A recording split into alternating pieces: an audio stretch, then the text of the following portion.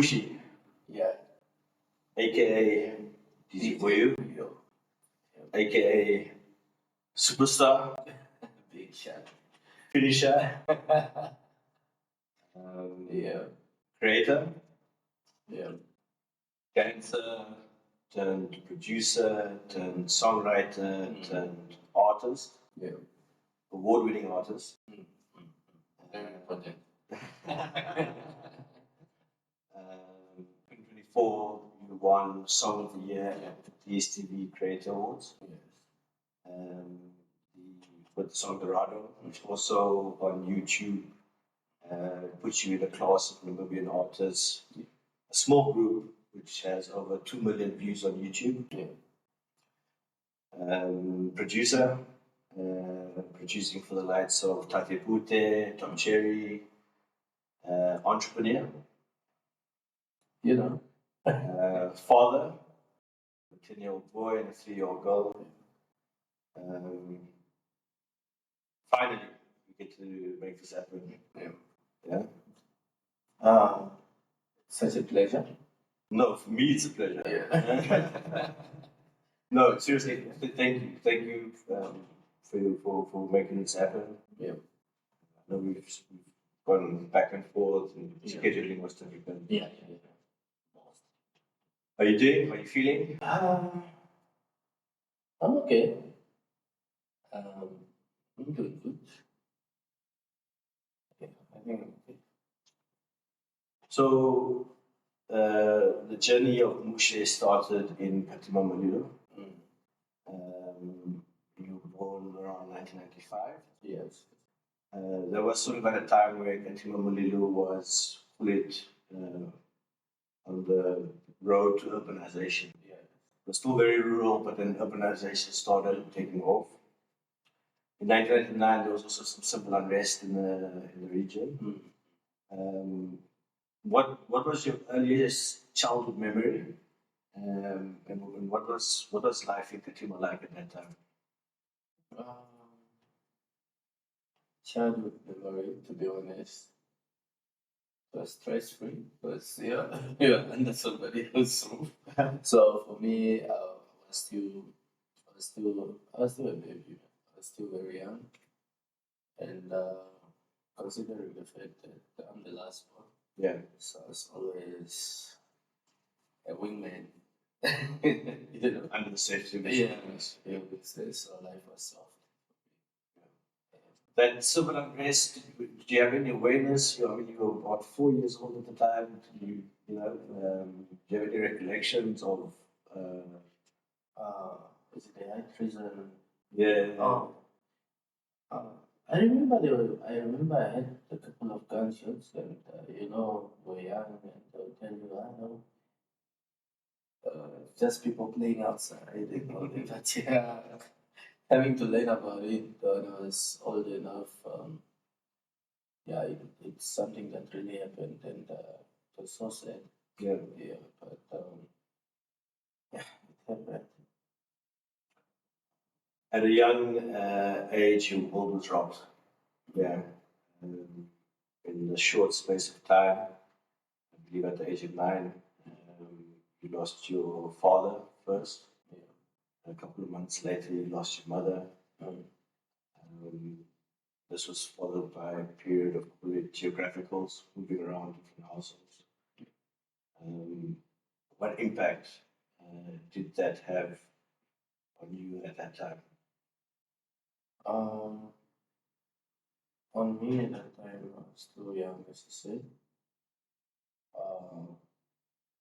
I was like, okay, I don't really understand what this is, but okay, what's really happening? Because at the moment you're used of being with your parents, like you, as I said, I was the last one, so I was always with my parents.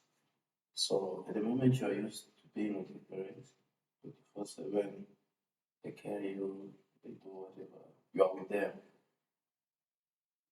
Then comes a week, you are not with them. A week turns to a month turns to a year, years and years and years. nothing happens. So at that moment when I was still 9, that happened when I was 9, as you said, I didn't have a clue. But growing up, I started understanding, and yeah, it made a bit of sense in a senseless way. Yeah, Yeah. yeah. So yeah, So like if I compare Chinese at the age of 9, also went through call it hardship, and what I experienced exactly what you described. It's almost like at that time I didn't really comprehend what was happening, yeah, but as time progressed, it sort of became with more awareness. It kind of became progressive pain that sort of was built over yes, the years yes. progressing. When you look back at that period now, uh, how do you think you coped with it at that age? And as it sort of, the awareness increased, what was your coping mechanism? Um, One thing about me and what have kept me going ever since.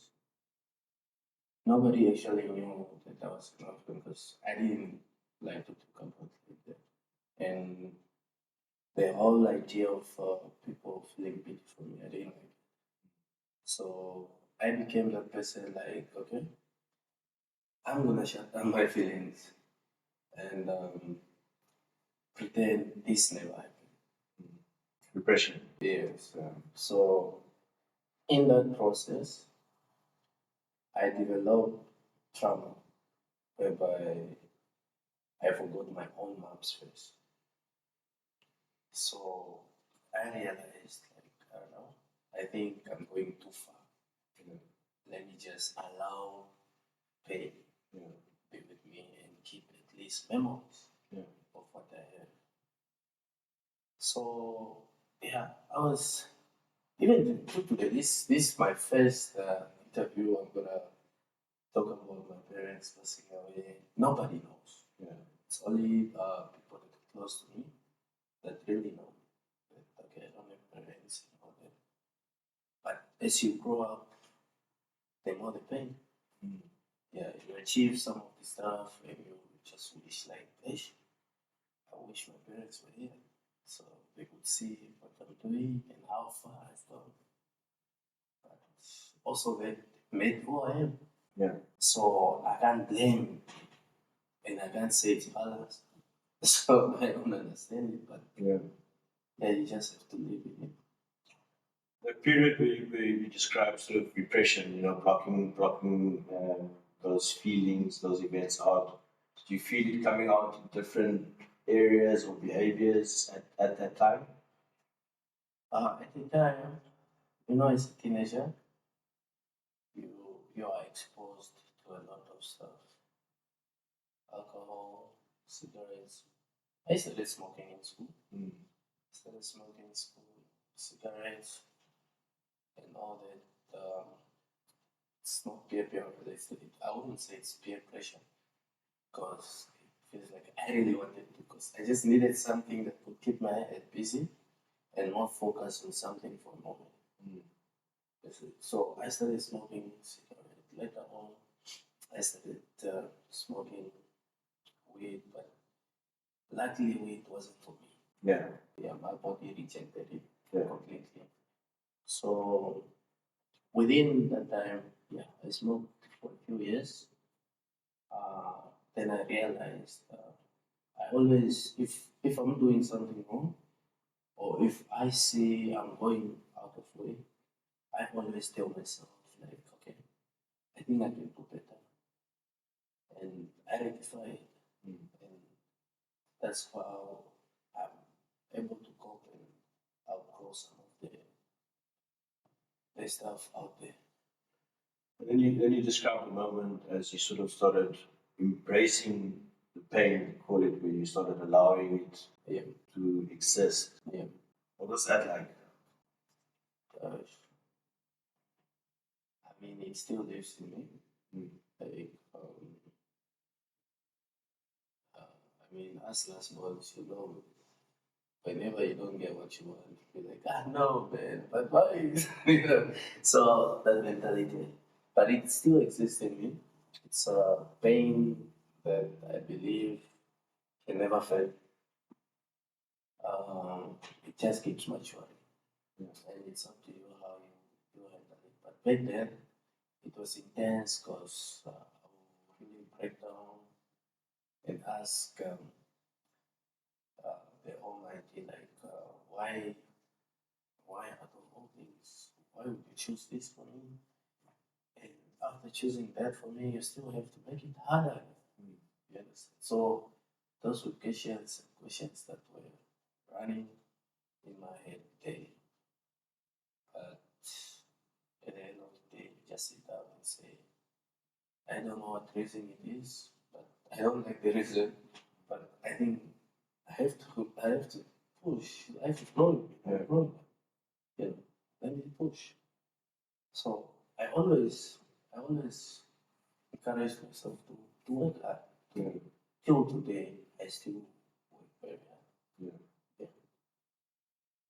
And if you look back at that first 9 years of your life, what values and principles from your parents do you still remember that you hang on to till today? One thing I can never take away from my parents is they taught us unity. Uh, my parents were kind-hearted, and believe me, all of us, six of us, we have the same heart. We are calm, uh, we are kind, and that's something people can take away from us. Yeah, I think it's something inherited. We inherited it, we got it from our parents. So, yeah, we're good people. I believe your call it creator journey started around 2010. Yeah. First dancing. Yeah, Let's talk about it. How did that come about, and what did that give you? I was a dancer at the time. That was the year 2010. I remember it was a year I went back to Katima, Bolero, from Sumukwe. So I schooled in Sumukwe. Yeah. But before Sumukwe, I schooled in Gao. It's just ahead of Sumukwe. Just for about a month or two. Then we moved to Sumukwe. That's where most of my primary was. I schooled there. Then later on, when I was completing my primary stage, I moved to confrontation with my uncle. From there, that's when we moved from. I moved actually. I decided like, okay, the following year I'm not coming back. So I moved back to Katima. That's what I consider grade 8. And then, so when I moved back to Katima, actually before I even moved back, I could dance. Yeah. And the best friend, his name was Arnold. Yeah. Yeah, I had a best friend and he was very good in dancing. So we would call ourselves as GMPs. There was Mishasho, the Young and Gaza. So yeah, he taught me some moves and all that. So the time I moved back to Katima, I met Laga. Okay. Quite a lot. Yeah. Shout out quite a lot. Yeah. And I mean, they had a group by that time. That was Party Intruders. They had a group that time. So I asked him because we lived in the same street. I mean, we were just in the same street, not long distance between us. I asked him like, I really love dancing and all that, and you guys have a group. Can I join you? So by that time, one of their group members just exited the group. So that was my space. I remember the first show we had, it was in LA. You know LA? Just by the park. This hall that's close to the post office. Yeah. That's Town Square. Yeah. That's where we had our first show. And killed it. Yeah. And they saw, oh, we can move. We can move.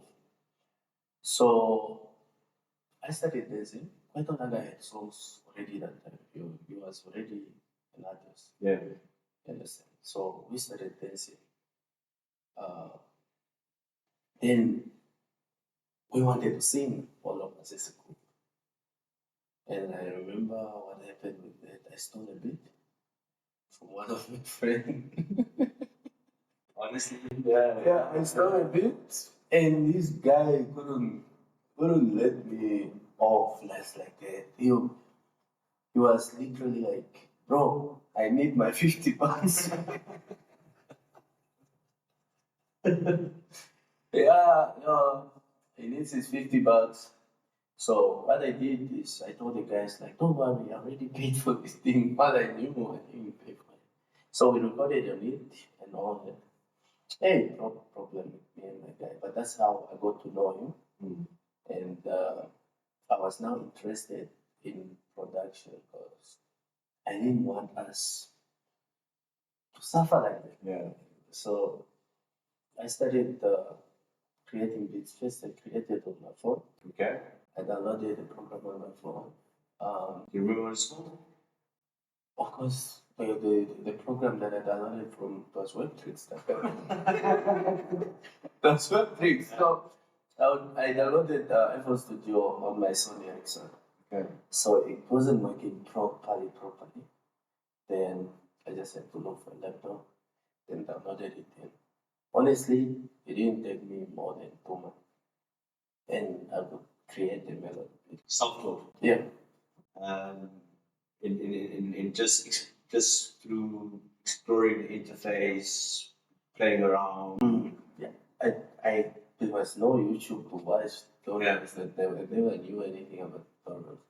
But it did not really take time for me. Yeah. But also with time, started learning from my friend. I stole a bit from shout out to Shimson. Yeah, so from You paid his $50 back by now. no. So later on, I met Dogs. Dogs was from Confrontation. He taught me more skills on production. Okay. And all that. And kept on going, getting better. Then songwriting. Yeah. What is that? What moment sparked that I wanna write lyrics, and then obviously that would not to becoming a musician or artist. I think when Kwetolano was done with secondary school, he had to move from Fatima to foundation. So the group kind of explained and we separated and it was done. So Kwetolano went to Bendo. I went to Uno because I knew if this is grade 10 and I'm in Katima, I'm not gonna go through. So I need to change locations. Yeah. Because I had bad habits. Yeah. I had a lot of friends. I mean, by grade 8, I was already living alone. Yeah. Yeah. So you can imagine the freedom. Yeah. So I decided, like, okay, I'm gonna go to my elder brother in Vulu. I'm gonna continue my grade 10 there and let's see how it goes. So when Lada started university, I started recording his own songs, and mostly were Kwaito songs. Okay. You understand? So for me, I love Kwaito, but there was more songs I loved more than Kwaito. So I felt like I think we are different. Let me try to switch up a bit. Let me just try me, and I would record songs and keep. No one will listen to them. Yeah. It's only me. Because by that time I was now a producer, like a full-time producer, produce for people. So Laga decided to come from, I think they had a break from school, decided to come in Rundu for recordings. So I got recording because I became his producer. Yeah. we started recording, and that's how I ended up performing with him because I was more of a hype man. Yeah. He's my brother. I cannot let him go. Yeah. So create moves, and we are from the same group already, so we'll do that. So there's a song I recorded, Mokato. So Laga had a song when he was doing his recording. I played it by mistake. Hey, it's like, who is that? I'm like, it's me. Like, hey, you are lying. I think it took us 2 days. Same argument. Get honest, who is this? Later on, it's like, why don't you release? No, it's not for people to listen. It's just for me Yeah. by myself. Oh, one thing I know, Laga stole the song from the US and linked it out in that thing. Within a week, it was crazy. The response. Yeah. That's where Downcast booked me for the first time. And I performed this. So that was going to be one of my questions. What was the moment where you realized that there's external recognition? So it all happened through accident, or Naga leaking the song. Laga was the accident. Laga was the accident, believe me. And within a week, it was all over because it was something unique, something the region has never had. Yeah. So it ran very fast. It was Zambia, Botswana. So that's how big the song was. Yeah. And me, at the time, I'm just a boy. Yeah. I have no clue of what fame is. I mean, you know. Yeah. Like you didn't plan it. You didn't like. So like, who were like your musical inspirations when you started, let's say, the songwriting process, and you, before you recorded the breakout Cool It song? Honestly, due to my story, Yeah.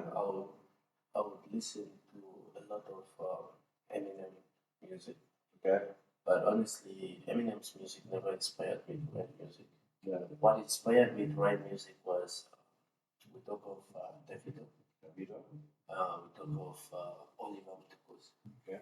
Yeah, the late Oliver Mtukuz. Yeah, those were some of my idols that really worked on my mind and became this writer that I am.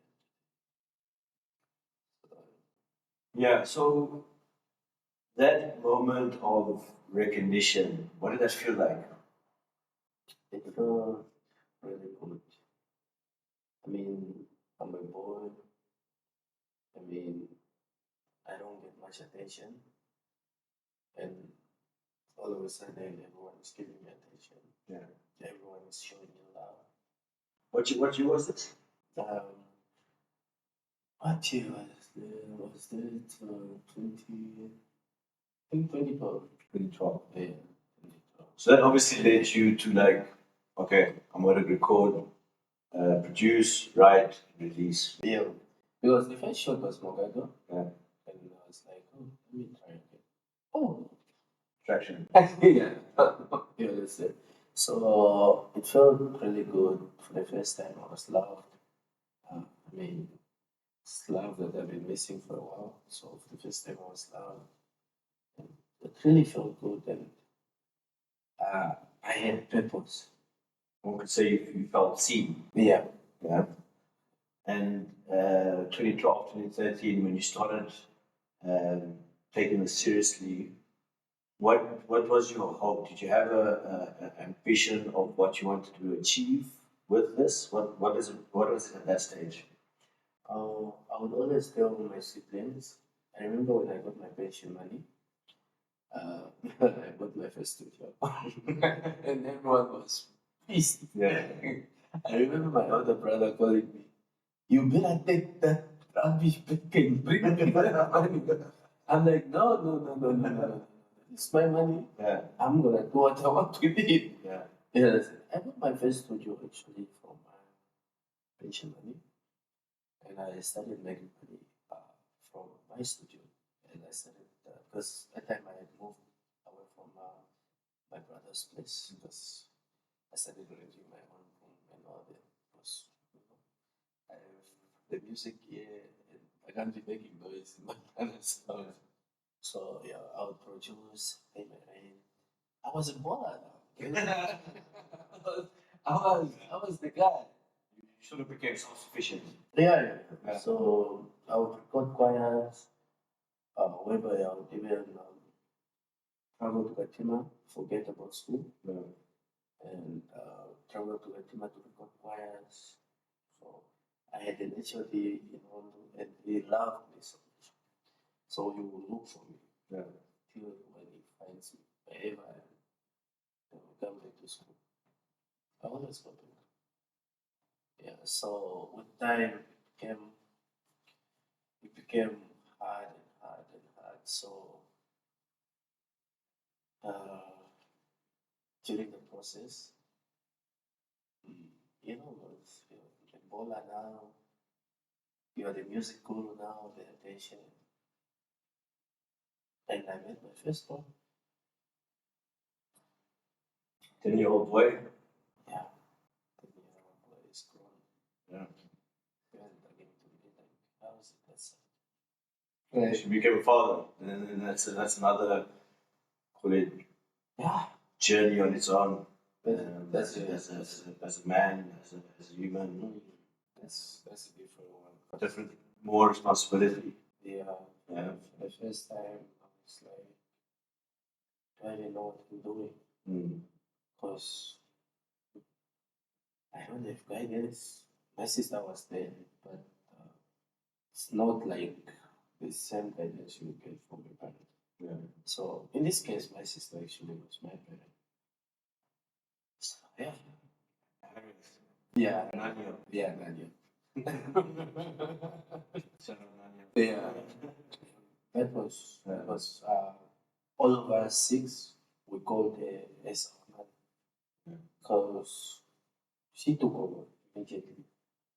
There was after the whole situation, she took over. She sacrificed and all.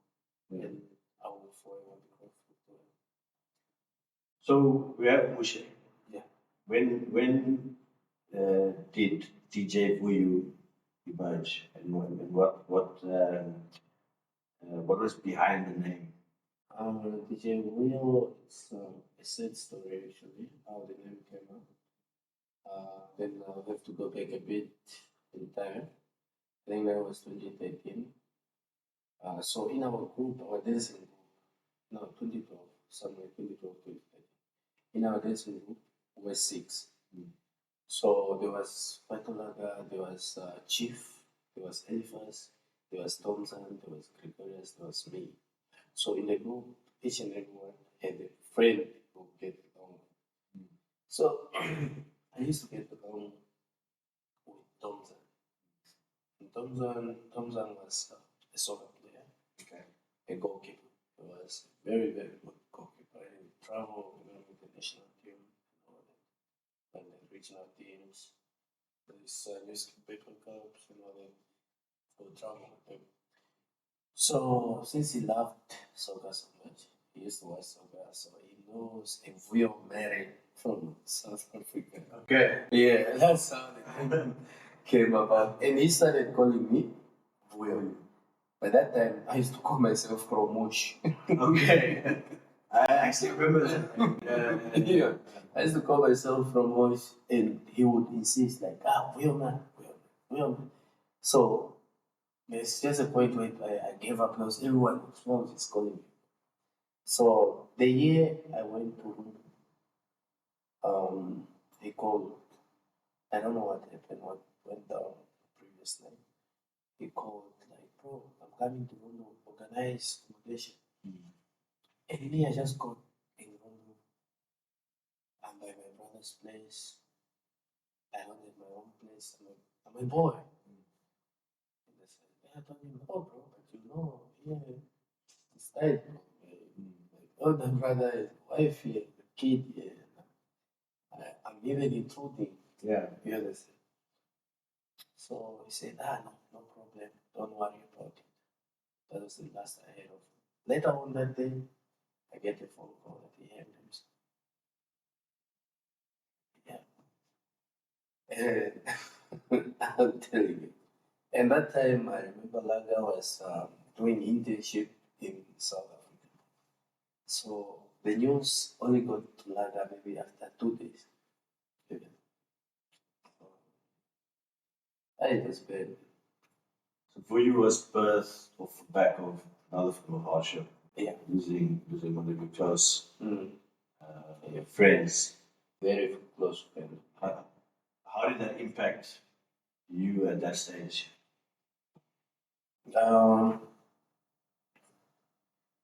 At that stage is where I felt like, okay, let me own up to this because I felt like it's the only thing I was left with from him. Yeah. Yeah, after creating a lot of memories. We all lived in the same street, same street. Yeah. It was me, Laga, Tomzan. We all lived in the same street, as chief, obviously, same street. So, and we went to the same school. It was Katiba. Yeah, so after that, after his passing, I was like, okay, let me honor to this name. Yes, to honor him. And that's how it was strongly born in me. So it was a powerful birth of DJ Vuyo, Yeah. off the back of hardship. Yeah. More And the trauma. DJ comes, I used to DJ. Yeah. Yeah, I used to DJ.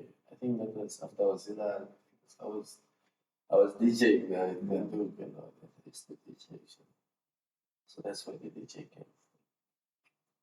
Let's talk about your creative process. Yeah. Early on, what was that like? What was the thinking or feelings before the songwriting, the beat production?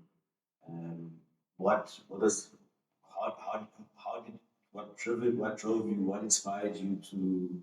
How did your creative process look back then? Creating for me has always been based on hardship. Not only my hardship, but I also look at people and relate. Like, I think I know these people is, I mean, this person is how this person is feeling. And for me, it's kind of an indirect way to communicate to people and talk to people and calm. So there's always been me having feelings in a song, and if it's a sad song, I have to be sad because it's a sad song. I need to feel sadness for me to create a sad song. I cannot be happy. Then I'm recording a sad song. Yeah. It doesn't make sense. Yes. So writing that time for me wasn't really limited because I had a lot to say. Yeah. Also, I didn't really understand the whole situation much. So I didn't struggle writing alone, but creating was always based on true story, true life story, true stories. And yeah. I think for me, that's one thing I feel when I listen to your music. Yeah. It's from the soul. It's authentic. It's real. Yeah. It's not talking about. It's talking about what's going on for you in your life at that time. It's talking about experiences you've been through. You've seen other people go through. I think a lot of people connect to you because of that. Yeah. Because you carry this authentic message in your music. Yeah. So we have Bushi and we have DJ Vuyo. Yeah. We have your personal identity, then we have the performer, creator. How do you navigate between the two? Because as you described now, your creative process is centered around Mushi, what Mushi is going through. But there's also songs which are call it joyous, and you know, a lot of the songs you perform. So when you're going through, like, how do you separate the two? You know, there's one person that told me that you cannot be a superstar 24/7. You understand? You have a life, you need to live a life. And that's what I actually do is I become a superstar when I need to become a superstar, when I need to perform. But back home, it's me, I'm me. Yeah. Yeah, I don't want anything to do with it.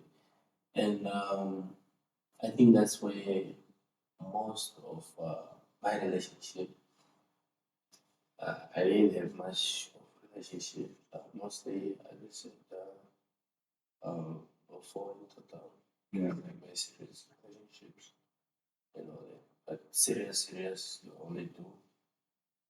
Uh, yeah, but most of that, because I would always want to come home and feel like a person.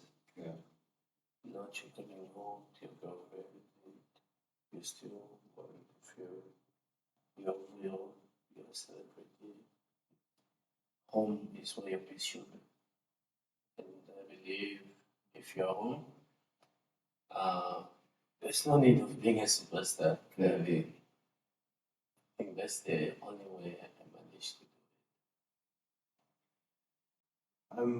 I'm assuming because you perform, you know, you're a performer, you do live shows. it. Yeah. I'm assuming at times you're required to put a mask on in the sense of not every show happens at a period where things are going good. Yeah. Let's say, you know, you're struggling off the back of whatever it may be, a failed relationship, a loss of a family member, but you have the obligation to perform at an event because that's, you know, that's how you earn income. I can only imagine that at those moments, you sort of need to put a mask on and get up on stage. Not really. I remember last year I lost somebody that was very, very close to me. Somebody that my parents raised, my cousin, first cousin. So we grew up in the same house, same household. So he passed last year. And when he passed, I mean, I was too close to him. Yeah, I was very close to him. He was my big brother. So when he passed, I remember I was in Hondu. I had a performance in Hondu when he passed, and I received the news earlier that day. So the same day, evening, I have to perform in Hondu. I totally broke down the whole day. But later on, I said, okay, let me pull myself together.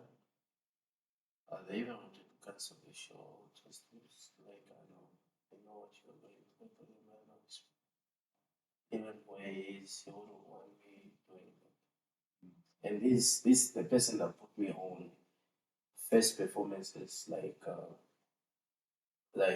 at this bar in Katima and all that. I was still a boy that time. The first time I ever did charity work, giving back to the community, it was through him and all that. So he was my big brother. He always looked after me and all that. Even when I was going through my my breakups and all that, it was so hard for me. But he was there because I'm not vocal. I don't talk much when I'm going through something. Um, I just Lock it in. yeah, I lock it in, but I feel like it does more damage. Yeah. Yeah. So you actually know, you always know. It definitely does more damage when you repress because my experience with depression is it comes out sideways.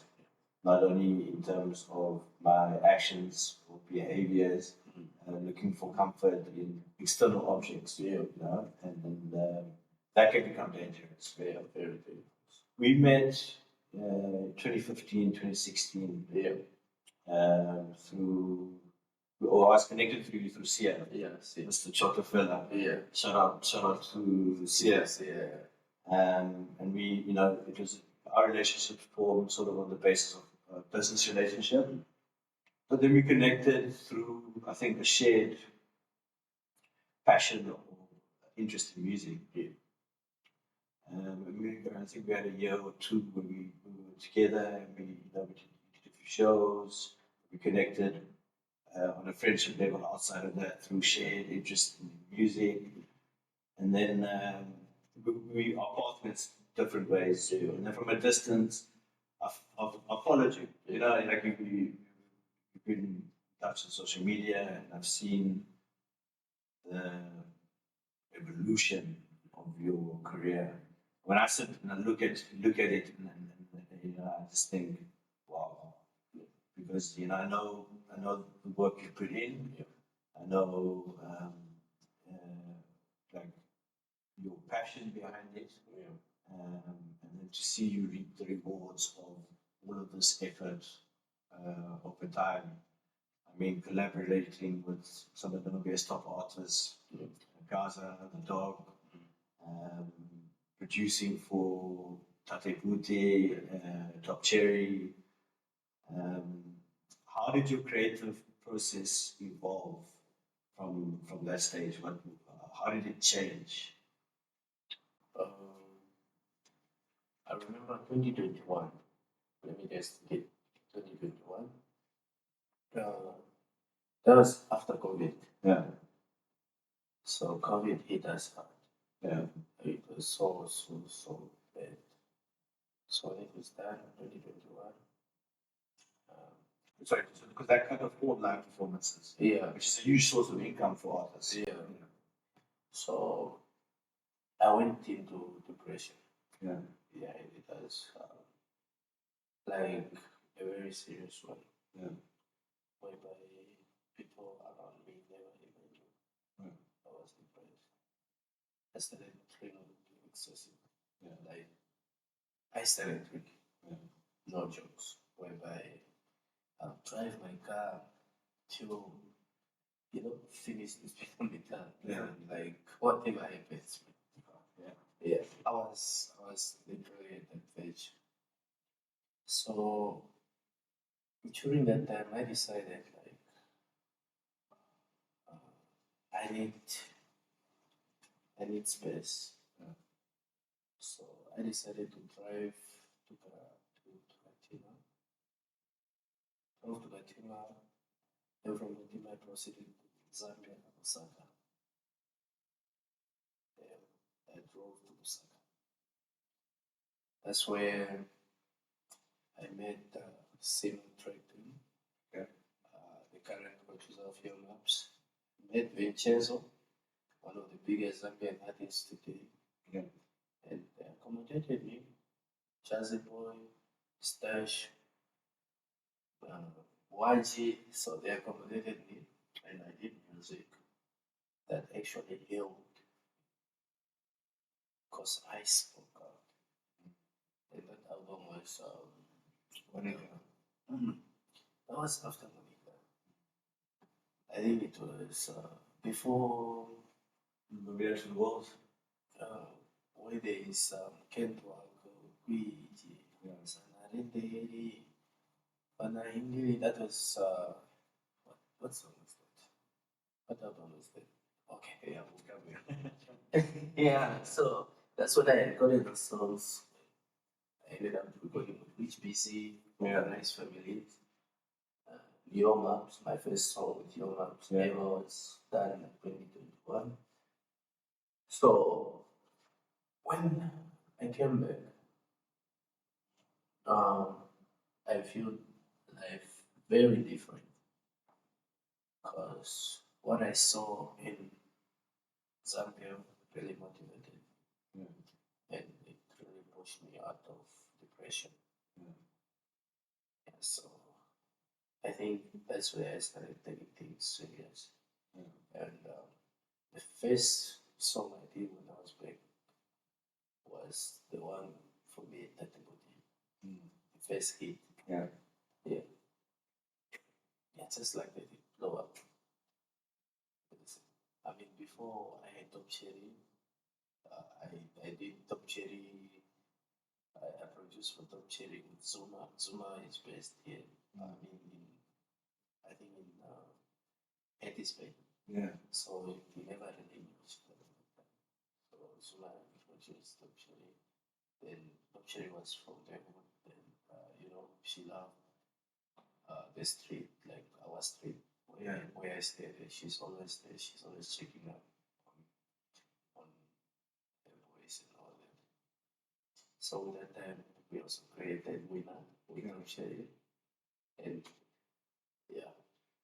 So when you talk, it's almost like that was a pivotal moment in your life in terms of through the hardship you faced growing up. Yeah.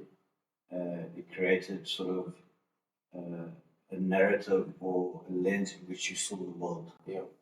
And then that moment of depression and time spent in Zambia was a realization or sort of changing the glasses in which you see the world. Yeah.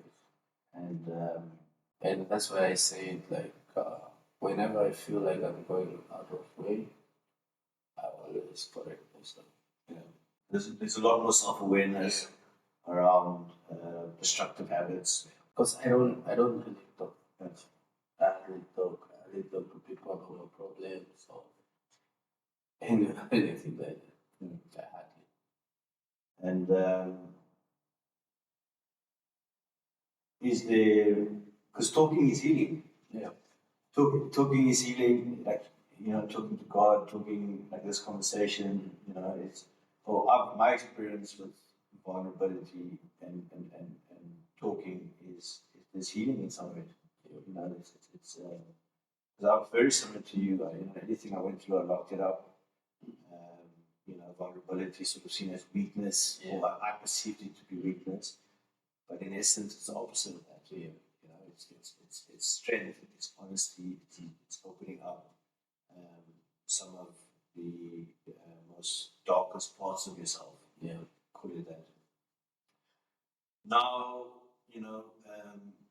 where you sit currently, which is, you've just released Fake Love, the album. Yeah. You've been dominating the top 10 charts for the entire 2026. Next month, you got a show with Davido on the 2nd of May in Osaka. Yeah. So you see yourself, like these were your role models, and now you're sitting alongside them performing, on the same event. How has your evolution of success changed? So, from the time you first quite a release that song, what you wanted for yourself, and now where you sit currently. What do you want for yourself now moving forward through this creative journey? I wouldn't say I'm happy with where I am currently, but at the same time, whatever God gives, you give thanks. For me, back then, I never understood. Back then, it was just singing and music and just singing. But there's more to music than just singing. There's more, you become a therapist through others. So there's more. Now, let me say, I understand music. I understand how the music world works, how the music business works. There's the music business, and it's the other side as well, whereby you're just recording music for the sake of it. Yeah. And some people believe me, they take or they do it for fun. Yeah. But for me, music is something I left everything. Yeah. And I intend to do more with my music. If it means it has to serve one or two people, then that I'll be happy. And success, I feel like me saving people is small success than anything else. Than any amount in the bank account. Yeah, that's the thing. From the music to business and all that. we have a very small population, Yeah. and in this population, we all try to survive. Yeah. And so, yeah, I would say we are successful because I'm not done yet. Yeah. I mean, I'm still very hungry for the music and more music. Yeah. What advice would you extend to young creators in today's age? Obviously, we've had rapid advancement in technology, AI. We spoke a bit about this today. Yeah. What advice would you give to young creators in the industry today, with your experience of, dark side of the industry, people, like, because you were self-managed up until a point, Yeah. and now you've got a manager Yeah. you're working with. Yeah. What advice would you extend to young creators coming up? The only thing I can say is when you're creating, just stay true to yourself and always, that's why you're a creator. The word creator means starting something nobody did. You understand? So you are creating something from scratch. From the ground. So my advice is stay true to yourself, create your own sound instead of somebody. Believe me, AI is there and AI is very good, but still emotions, if it's from a human being straight, it's very different. It's very different. I have witnessed that. I've listened to a lot of AI songs and recorded songs. It's very, very different. AI is too perfect. Yes, perfection on another level and all that, but there's something missing. A human being is missing. You understand? So my advice is stay in studio if you wanna be an artist. Stay in studio and record because that's the only way an artist stays alive and grow. If you don't want to, then choose what you want to do and do it. Give it your all. What advice would you give to someone who's experienced similar trauma to yourself in terms of losing a loved one, losing a parent, a sibling, a friend? What in hindsight, looking back at how you handled it, and obviously we through reflection we grow. What advice would you extend to someone um, going through that sort of hardship or trauma? Um, my advice on that part is I always say like charity begins at home. Even before you losing that person or the same person or your parents, they always teach you how to live down, how you shouldn't give people stuff with your left hand, sort of disrespect and all that. So they always want you to do best. They always want a good image of yourself. So once you lose them and you lose your way, like whatever they did for you, it's in vain. So wherever they are, they won't be proud. So it starts with you, and I think that's one thing that's always in me. When I lose my way, I always come back to myself and say, no, this is not the way. Let me correct this. Let me do this. I always do that because I know they're not here physically, but they are watching. And for me to make them happy, I need to do like the right things that started with them. If I add on to that, from my own experience with loss, and our discussions around repression, I would say don't repress it. Yeah. Let it exist. Feel it. Let it come out. Whether it's through tears, we talk. Boys don't cry. Don't lock it in. Just let it flow. Yeah. And talk about it. Yeah. someone who you trust with, who you have a good trusting relationship. Yeah. God, if you don't believe in God, talk to the space. Yeah. Sometimes what I find when I share, when I verbalize, when I hear the words come out my mouth, it gives me a different understanding. Yeah. How do you keep yourself grounded with the increasing success in terms of more affirmation, more attention? As you're growing, you're getting a lot more of this. What do you do to keep yourself grounded? I always think before, if if I wanna be too much in people's faces, if you're too much in those vibe, and if you are scarce, you add more value to yourself or your work. Yeah.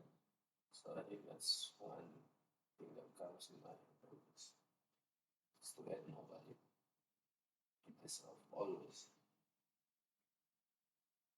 What's next for you? I mentioned, the upcoming show with Davido. You have Fake Love out now, which is performing well. Yeah. What's next for you in terms of upcoming shows, personal ambitions, the next album? Currently, the album Fake Love is still doing good. I mean, it's doing an amazing job. And imagine we don't even have visuals on that album yet.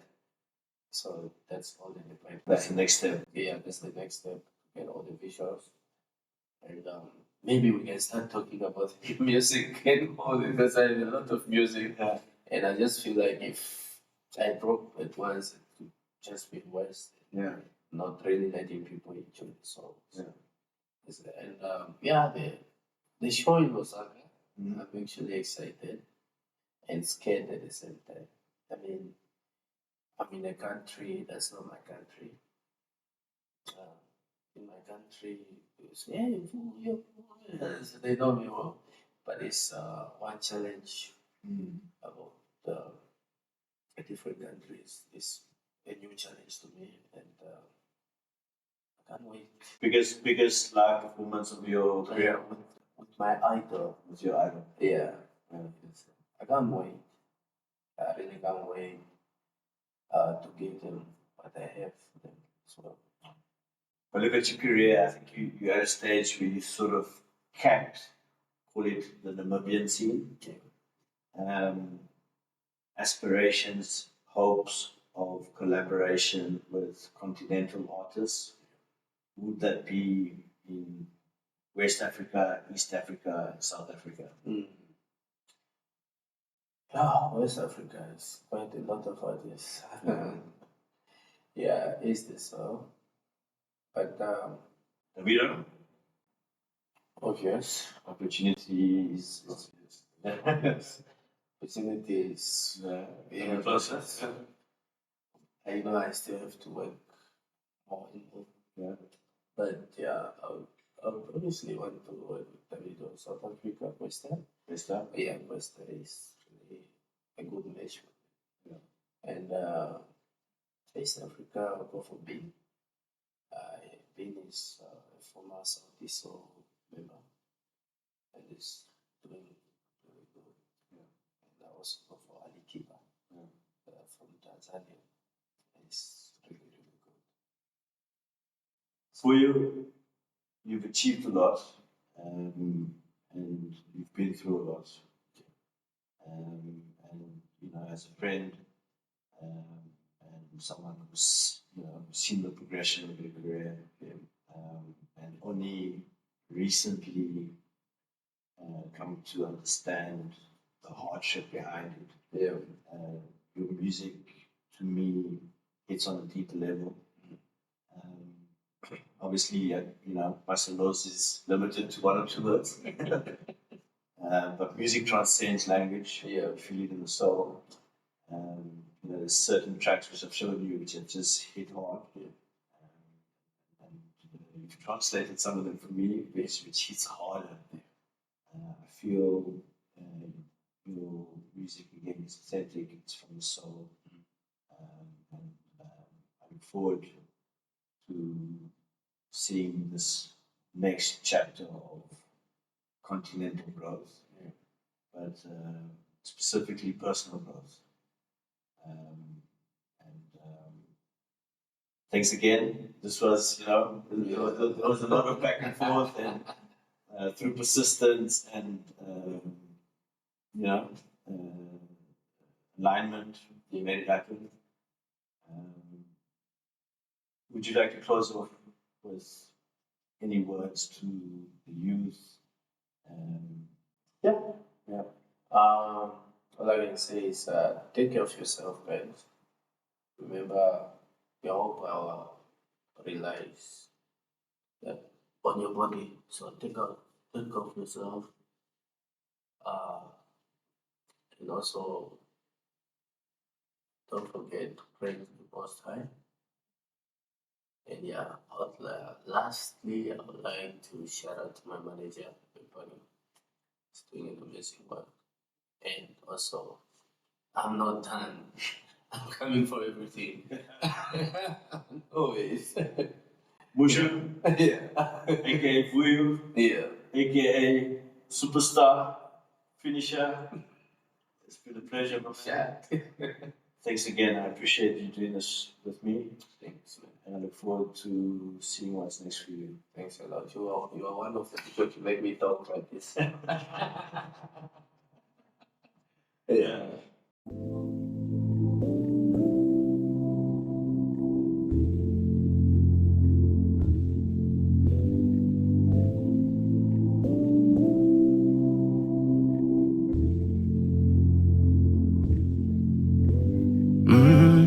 No light, no progress. No fence, no shutdown.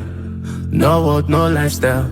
Omubone and the young story of my life, I know. We go hustle, point A to hold. It's only my pain, I know. Bangi vanyanda mi miojo God. More wins, more blessings. Start making money, more questions. More life, more tension. Living my life while I come. My days to come my way. Vuharo vangu sipping soft. Not a manyando way. To damage Jimbo and international.